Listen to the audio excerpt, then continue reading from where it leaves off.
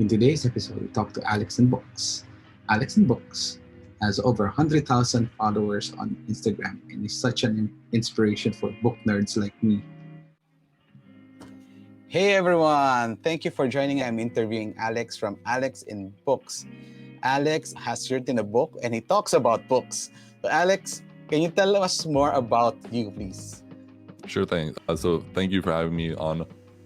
So everyone knows me best as Alex in Books because I read a lot of books. I share a ton of book summaries and book recommendations, and I've been doing that for the past 4 years. So that's how I became known as like the book guy on social media. You've gained a lot of following. This is your Instagram and you're famous for this. Can you tell us more about how you started this?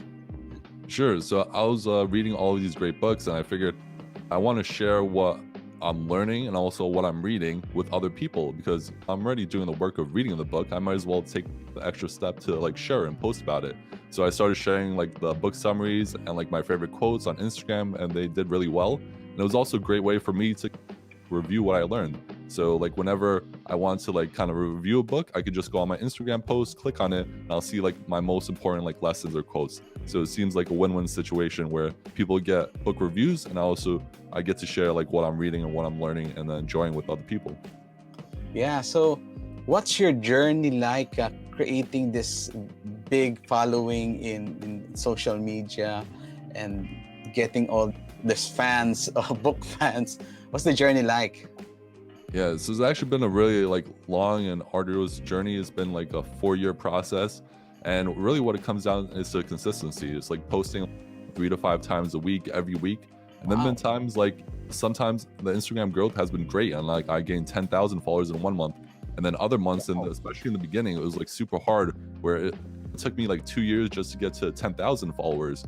And so what you want to focus on is the process of creating content and not really having a goal of I want this many followers in this many days or I'm going to quit. It's really finding something you enjoy doing, find content you enjoy creating, share with people, keep doing it, and if people respond to it, you'll see a growth in your audience. And as long as you don't give up, your audience will grow, and before you'll have a pretty large social media following. You actually created a book on it, but before we jump into that book, are there any challenges that you encountered as you were starting your social media following? Yeah, so I think one challenge I had early on is like you try to be everywhere at once, and in the beginning that could be very challenging because each social media platform, it takes a while to get used to. Like creating content for Instagram is different from creating content on Twitter or even TikTok. And you can't always just repost your content from one place to another place because people consume the content differently. And it's also like a lot to handle. So I would focus mainly on 1, maybe 2 social media platforms in the beginning if you're just starting off. And then eventually you could always join other platforms. But you don't want to do 5 social media platforms at once because you're going to be spread too thin.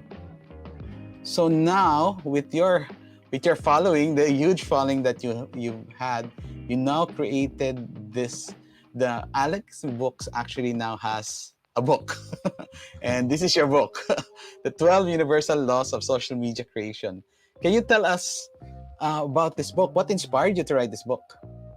Yeah, so just how there are like certain laws, have the laws of physics, the immutable laws of marketing. There are like certain laws in social media that you could apply to use on any platform. And so what I noticed, like growing an audience on Instagram and growing one on Twitter and TikTok, it's like, yes, each platform is different, but there are universal laws that apply to all of them, that if you want to grow your audience, you have to follow them.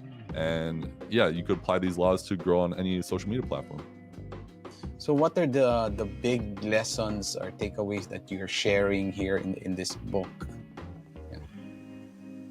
So like one of my favorite laws is actually the first one, which is repackage and repurpose your content. Because if you do the hard work of creating like a post, let's say a Twitter post, and it goes viral, you don't want to let that post just sit in one place. Like you already done the hard work of creating the content. You might as well repackage it and put it on another platform. So you could turn your most popular Twitter thread into a YouTube video. You could take a screenshot of it and post it on Twitter, or you could just expand on the Twitter thread and make it into a blog post or a Reddit post. So if you create a great piece of content, it has the potential to be much more, and it just takes some extra time to redistribute it on another platform, and it'll pay off twice. Nice. That's very great advice. What surprised you most when you were writing the book, or even as you were building the content for the book? What are any surprises? I think one, as an author, you have to wear like multiple hats. So you have to write about the book, then you have like the editing process, was really where the magic happens, because Hemingway has this great line where the first draft Yeah. of anything is going to be crap. So yeah, you can't edit a blank page. So yeah, the first draft of the book was horrible, and even the draft now, I'm rereading it and I see, oh, there's spelling mistake here or grammar mistake here, and you have to wear these multiple hats. And then you also, once you're done with the book, then you have to like market it, and you also have to format it in between to like before you even get it out there. So they're all like these tiny little jobs you have to do, and it's not just write the book and that's it, you're done. It's write the book, edit it, format it, then publish it, then market it, and the marketing aspect of it never ends. So that's one big Wow. lesson I'm learning. Wow. So this is self-published, right? You're doing everything right now.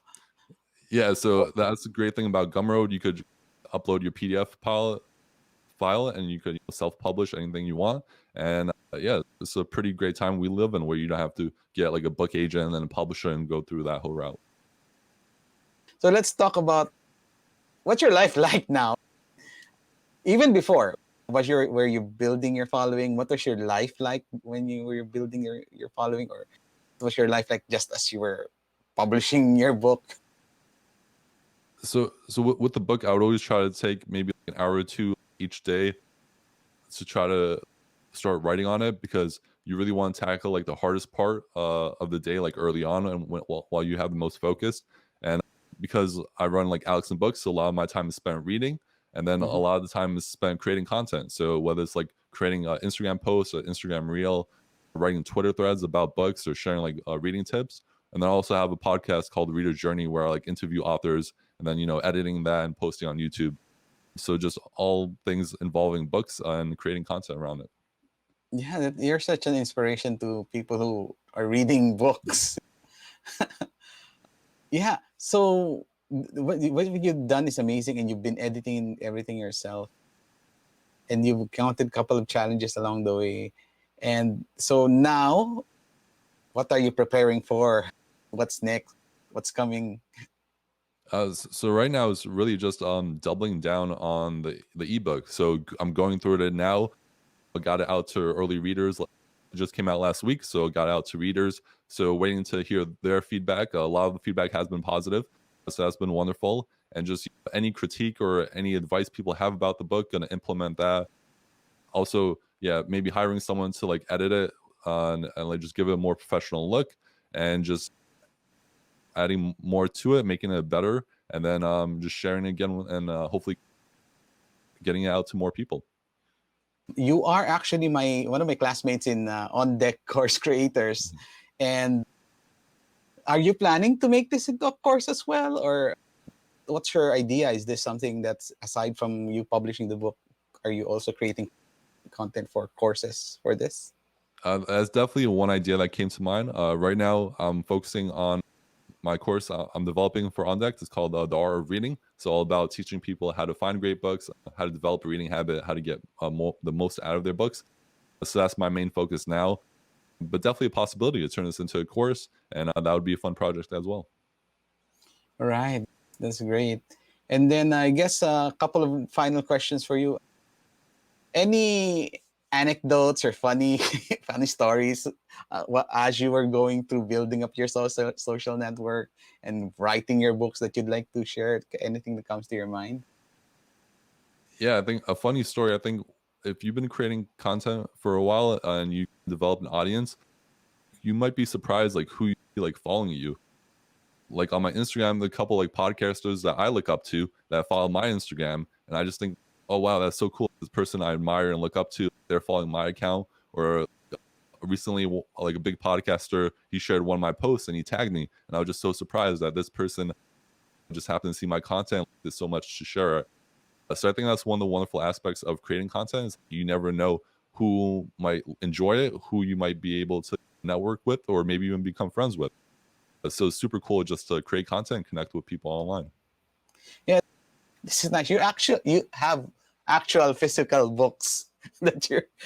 It's not an ebook. You have the actual physical books, and you're displaying it in your Instagram. It's so cool to see that.